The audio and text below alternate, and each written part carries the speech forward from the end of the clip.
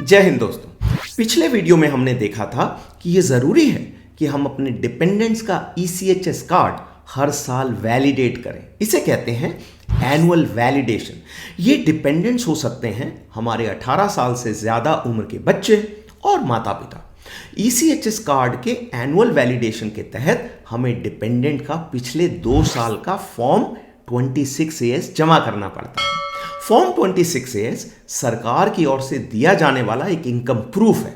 यह जमा करके आप साबित कर रहे हैं कि आपके डिपेंडेंट की मंथली इनकम 9,000 रुपए प्लस DA से कम है। इसलिए रूल्स के अनुसार वो ECHS की सुविधा लेने का हकदार है। तो इस वीडियो में हम देखेंगे कि आप अपने डिपेंडेंट्स का फॉर्म 26AS कैसे डाउनलोड कर सकते हैं। फॉर्म 26AS को आप 2 तरीके से डाउनलोड कर सकते हैं। नंबर 1 इनकम टैक्स की वेबसाइट से और नंबर 2 इंटरनेट बैंकिंग के द्वारा। याद रखने वाली बात यह है कि फॉर्म 26AS के लिए जरूरी है कि आपके डिपेंडेंट का पैन कार्ड होना चाहिए। इसलिए मेरा सुझाव यह है कि 18 साल का होने से पहले ही अपने बच्चों का पैन कार्ड बनवा लें। पैन कार्ड अप्लाई करने की कोई मिनिमम एज नहीं है, यानी आप बच्चों के लिए 18 साल से पहले भी पैन कार्ड ले सकते हैं। दूसरी रिक्वायरमेंट यह है कि डिपेंडेंट का या तो इनकम टैक्स की वेबसाइट में अकाउंट होना चाहिए या फिर उसका बैंक अकाउंट होना चाहिए और उस अकाउंट पर इंटरनेट बैंकिंग की सुविधा अवेलेबल होनी चाहिए। तो चलिए दोनों तरीकों से फॉर्म 26AS को डाउनलोड करने की प्रक्रिया को समझते हैं और शुरुआत करते हैं इनकम टैक्स की वेबसाइट से।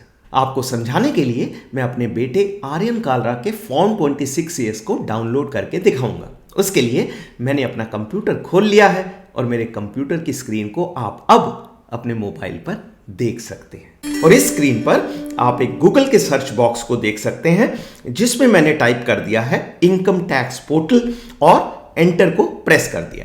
एंटर का बटन दबाते ही ये स्क्रीन मेरे सामने आ गई जिसमें सबसे ऊपर एक लिंक है home income tax department.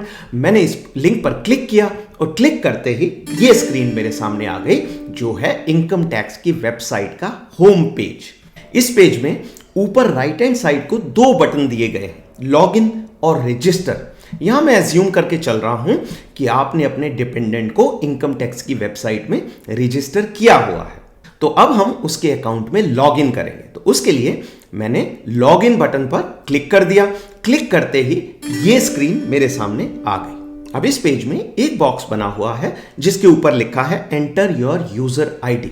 Income tax की वेबसाइट में यूजर आईडी होता है पैन। तो मैंने अपने बेटे का पैन नंबर इस बॉक्स में डाल दिया और उसको डालने के बाद जो नीचे ब्लू कलर का बटन है कंटिन्यू, उस पर क्लिक कर दिया। क्लिक करते ही ये स्क्रीन मेरे सामने आ गई। इस पेज पर 2 बॉक्स बने हुए हैं। ऊपर है सिक्योर एक्सेस मैसेज। ये मैसेज हम तब डिसाइड करते हैं जब हमने रजिस्टर किया था। तो ये मैसेज के नीचे जो बॉक्स है वो मैंने टिक कर दिया है, मतलब सिक्योर एक्सेस मैसेज ठीक है। और उसके नीचे पासवर्ड, वो पासवर्ड जो मैंने रजिस्टर करते हुए डिसाइड किया था वो पासवर्ड भी मैंने यहां पर डाल दिया है। और उसके नीचे जो बटन है कंटिन्यू, उस पर क्लिक कर दिया। क्लिक करते ही ये पेज मेरे सामने आ गया और ये मैं अपने बेटे के इनकम टैक्स अकाउंट में एंटर हो गया। अब इस पेज पर मैंने एक ग्रीन कलर का रेक्टेंगल ड्रॉ किया है जिसके अंदर लिखा है इनकम टैक्स रिटर्न ब्रैकेट में ITR। इसके नीचे का जो हिस्सा है वो हम तब इस्तेमाल करते हैं जब हम इनकम टैक्स रिटर्न फाइल करते हैं। पर अभी हमें इनकम टैक्स रिटर्न फाइल नहीं करना है, हमें केवल अपने फॉर्म 26AS को डाउनलोड करना है। तो उसके लिए ऊपर जो मैंने रेड कलर का रेक्टेंगल ड्रॉ किया है जिसके अंदर लिखा हुआ है ई फाइल, और ई फाइल के राइट में एक ड्रॉप डाउन एरो बना हुआ है। तो उस ड्रॉप डाउन एरो पर क्लिक करना है और क्लिक करते ही ये स्क्रीन आपके सामने आ जाएगी। अब इस ड्रॉप डाउन मेन्यू के सामने 4 लिंक छुपे हुए थे। तो सबसे ऊपर का जो लिंक है वो है इनकम टैक्स रिटर्न्स और उसके सामने एक और एरो बना हुआ है। अब इस एरो के अंदर और लिंक छुपे हुए हैं, तो मैंने उस एरो पर क्लिक किया। क्लिक करते ही ये स्क्रीन मेरे सामने आ गई और जैसा कि आप देख पा रहे हैं लिंक्स की एक और लिस्ट सामने खुल गई है और उसमें 4थे नंबर पर लिंक है व्यू फॉर्म 26AS, जिसको मैंने रेड कलर के रेक्टेंगल में दिखाया है। तो मैंने इस लिंक पर क्लिक किया। व्यू फॉर्म 26AS क्लिक करते ही ये बॉक्स मेरे सामने आ गया और इस बॉक्स में इनकम टैक्स की वेबसाइट हमें बता रही है कि आप इस बॉक्स में नीचे दिए गए कंफर्म बटन पर क्लिक करें। जब आप क्लिक करेंगे तो आप इनकम टैक्स की वेबसाइट से बाहर निकल जाएंगे और आप उस वेबसाइट में पहुंच जाएंगे जहां से आप फॉर्म 26CS को डाउनलोड कर सकते हैं। तो मैंने कंफर्म के बटन पर क्लिक किया। क्लिक करते ही ये पेज मेरे सामने आ गया और ये वेबसाइट को बोलते हैं ट्रेसिस की वेबसाइट। इस पेज के बीच भी एक बॉक्स बना हुआ है। इस बॉक्स की लेफ्ट हैंड साइड कोई छोटा सा बक्सा है जिसके अंदर जब मैं क्लिक करूंगा तो एक टिक का निशान आ जाएगा। तो वो टिक का निशान लेफ्ट हैंड साइड को आ गया और राइट हैंड साइड को एक बटन है प्रोसीड, तो मैंने उस बटन पर क्लिक कर दिया। क्लिक करते ही ये पेज मेरे सामने आ जाएगा। इसके ऊपर एक लिंक दिया गया है जो कह रहा है क्लिक व्यू टैक्स क्रेडिट, यानी कि इस लिंक पर क्लिक करने से आप अपना फॉर्म 26CS देख पाएंगे। तो मैंने इस लिंक पर क्लिक किया। क्लिक करते ही ये पेज मेरे सामने आ गया। अब इस पेज में ऊपर दो बॉक्स दिए गए हैं, असेसमेंट ईयर और व्यू एज, और इन दोनों बॉक्सेस में राइट हैंड साइड को एक ड्रॉप डाउन एरो दिया गया है। तो पहले देखते हैं ऊपर के एरो पे क्लिक करके कि उसके नीचे क्या छुपा हुआ है। तो मैंने असेसमेंट ईयर के सामने जो बॉक्स है उसमें ड्रॉप डाउन एरो को क्लिक किया। क्लिक करते ही ये लिस्ट मेरे सामने खुल गई, यानी कि वो मेरे से पूछ रहा है कि आपको किस साल का फॉर्म 26CS डाउनलोड करना है। तो मैंने इसमें चूज किया कि मुझे असेसमेंट ईयर 2024-25 का फॉर्म 26CS चाहिए। तो वो सिलेक्ट करते ही उस बॉक्स में लिखा हुआ आ गया 2024-25। अब नीचे वाले के अंदर मैंने ड्रॉप डाउन एरो पर क्लिक किया और क्लिक करते ही मेरे पास आ गया दो ऑप्शन, HTML और टेक्स्ट। तो इसमें मैंने HTML को सिलेक्ट कर लिया। सेलेक्ट करने के बाद ये पेज मेरे सामने खुल गया और अभी आप देख सकते हैं कि दोनों बॉक्सेस के अंदर ऊपर आपके दो सिलेक्शन आ रहे हैं, असेसमेंट ईयर 2024-25 और व्यू एज HTML। इसके नीचे आप देखेंगे कि दो और बटन दिए गए हैं। जो लेफ्ट वाला बटन है व्यू ऑब्लिक डाउनलोड, उसको मैंने रेड कलर के रेक्टेंगल में दिखाया है, ये ब्लू कलर का है। और राइट में जो बटन है वो है एक्सपोर्ट एज PDF, वो अभी ग्रे कलर में आ रहा है। तो हमने लेफ्ट वाले बटन पर क्लिक करना है और क्लिक करके देखते हैं कि क्या होगा। तो मैंने उस पर क्लिक किया और क्लिक करते ही ये स्क्रीन मेरे सामने आ गई। और इसमें और पिछली स्क्रीन में क्या फर्क है कि इस स्क्रीन के अंदर व्यू ऑब्लिक डाउनलोड बटन का कलर चेंज हो गया है, अब वो हो गया है ग्रे और राइट वाला जो बटन है वो हो गया है ब्लू। और अब हमने एक्सपोर्ट एज PDF के बटन पर क्लिक करना है। ये क्लिक करते ही आर्यन कालरा का जो फॉर्म 26CS है वो मेरे कंप्यूटर या मोबाइल में डाउनलोड हो जाएगा। और डाउनलोड होने के बाद मैं उस फॉर्म 26CS को खोलता हूं और आपको दिखाता हूं कि वो कैसा दिखता है। तो वो कुछ इस प्रकार दिखेगा। इसमें सबसे ऊपर लेफ्ट हैंड साइड को आप मेरे बेटे का नाम देख सकते हैं, आर्यन कालरा, उसके नीचे उसका पैन नंबर देख सकते हैं और राइट हैंड साइड को देख सकते हैं कि ये फॉर्म 26CS किस फाइनेंशियल ईयर का है यानी 2023-24 और किस असेसमेंट ईयर का है यानी 2024-25। तो क्योंकि हमने 2024-25 असेसमेंट ईयर का फॉर्म 26AS डाउनलोड किया था तो इसमें असेसमेंट ईयर के सामने लिखा आ रहा है 2024-25। ये है फॉर्म 26AS का ऊपर का हिस्सा। अब मैं नीचे स्क्रॉल करता हूं और आपको दिखाता हूं कि इसके नीचे क्या है। अब नीचे जो है यहां पर आर्यन कालरा के पूरे इनकम डिटेल्स आएंगे और क्योंकि अभी उसने नौकरी करना शुरू नहीं किया है, वो अभी पढ़ाई कर रहा है, तो यहां पर आ रहा है नो ट्रांजैक्शंस प्रेजेंट। इसका मतलब है कि वो अभी नौकरी नहीं कर रहा है और उसकी कोई भी अपनी इनकम नहीं है और इसलिए वो ECHS की सुविधा लेने के लिए हकदार है। तो इस फॉर्म 26AS को मैं ECHS के अकाउंट में जाकर अपलोड कर दूंगा, जिसके बारे में मैंने आपको कल दिखाया था।